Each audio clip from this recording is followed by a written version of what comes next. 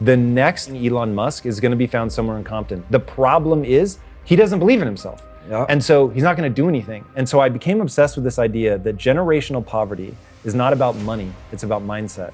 Just let me say this right quick. The reason why people think wealthy people or people with money are sinister is because that's what you kind of taught in the hood. Like you kind of taught like the people who really have money, like they did some wicked shit to get it. They did some backstabbing, cutthroat shit to get it, and you'll never get that. And so now what happens with that is that mindset gets impregnated in the next generation for fear of survival, right? Like, yo, don't try to become this as a collective because they're gonna bomb this, and I don't wanna see you dead, so we'll low-level think. One of the things that happens often in the culture is survival mode. You never get a chance to play offense. You're always on defense. One, because of mindset, because you don't see it. What happens is now, no one now believes that it's possible. Once you keep passing that down, you start accepting the lower level. All they need is some help and assistance, just a little support. All they need is some insight or a different strategy, a plan of action to make some adjustments that will open up the key to a whole new future for them, that will give them access to the unlimited power that they have within themselves. That's all that they need. So what I want you to do is think about something you want for you, that's real for you, that's important for you, that will give your life some special meaning and power. And I don't even want you to say, I can do that. I don't want you to assume that. I want you to be able to say something to yourself that will enable you to maintain a level of integrity with yourself. That when you say this, even when you face tremendous setbacks, it will be a benchmark to keep you in the game, to keep you moving forward and experimenting and readjusting your strategy and your plan of action, continuously looking for ways to win. So what is that something? When you got an idea you want to move on, you might not have the money, you might not have the education, you might not have the support or the resources you need. What is that something that can keep us going, that will enable us to act on our dream? What's one of those keys that will begin to help us to discover the secrets to our dream? Here's what I want you to repeat after me, please, with power and conviction. Say, it's possible. That's all I want you to do when you look at your dream. Just say to yourself every day, it's possible. Just say that every day to yourself, it's possible. Because what does that do? See, it begins to change your belief system.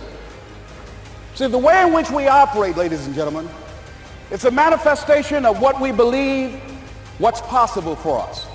Whatever you've done up to this point, all that it really is a duplication, it's a reproduction of what you believe subconsciously that you deserve and what's possible for your life. Most people operate out of their personal history, out of their memory, things they have done, things they've experienced, things they've seen, things that they have observed.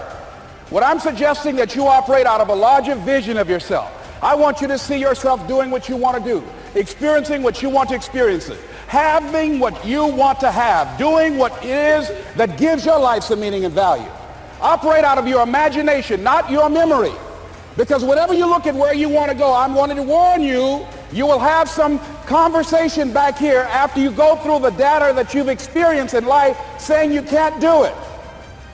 And so what you want to begin to do is ignore that inner conversation.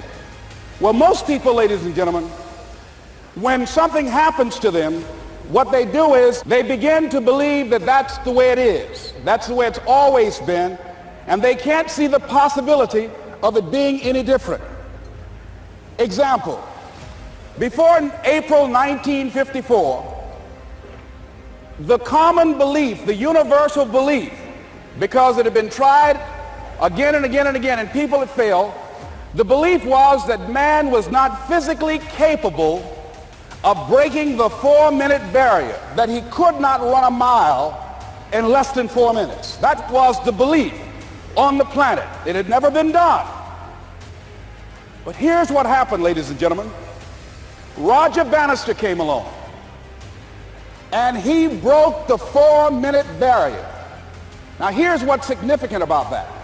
Since that time, up to this day, over 20,000 people have done it, including high school kids.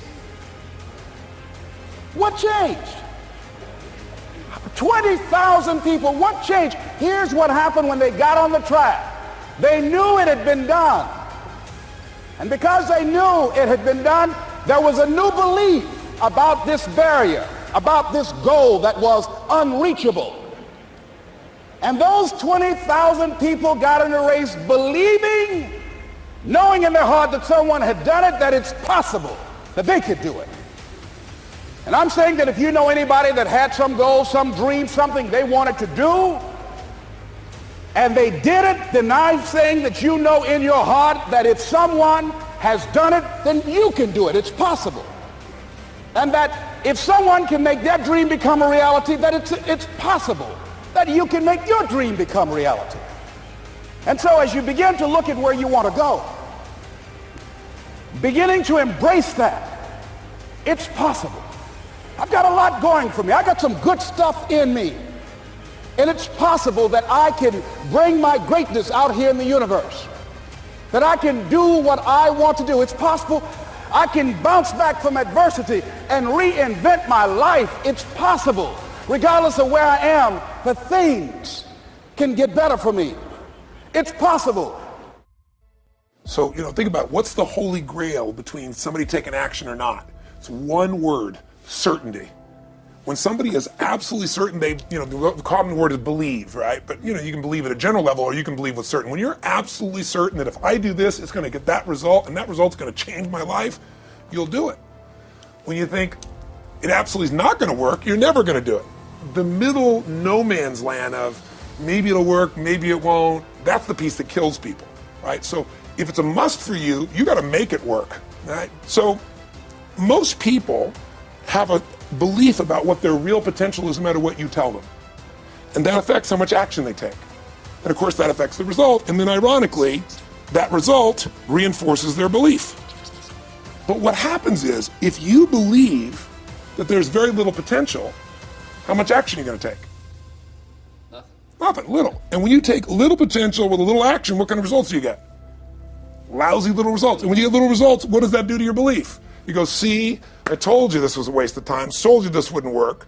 And then what happens? You tap even less potential, you take even less action, you get even worse results, and your belief gets even weaker. And this sucker feeds on itself until you are in a downward spiral. It's poisonous. It's poisonous and it's self-fulfilling. Now, what if something could happen that could come along and fill you with a sense of absolute certainty? Not like I believe, but where you know. In you guys' case, mine as well, we knew because we had to. Because we burned the boats. There was no other option. We had to find a way. We weren't going to live that way. We all did it in different ways and for different reasons, but in essence, that was it. If you get yourself in a state of certainty that this is going to work, I'm going to find a way, and if this doesn't work, I will make the way, then you tap a lot more potential. And when you're certain in your potential, you take massive action. When you take massive action, you really believe in something, you get great results. When you get great results, your brain goes, see, I told you I was a stud. I told you this thing would work out. Now you're even stronger. You tap more potential, take greater action, greater results. That's how you went from $300 in a week to $2,500 in 5 days to $100,000 in a month to $1 million in a day. Same thing with you. And we get momentum. That's why the rich get richer and the poor get poorer. So the core difference in people is how do you produce certainty when the world isn't giving it to you?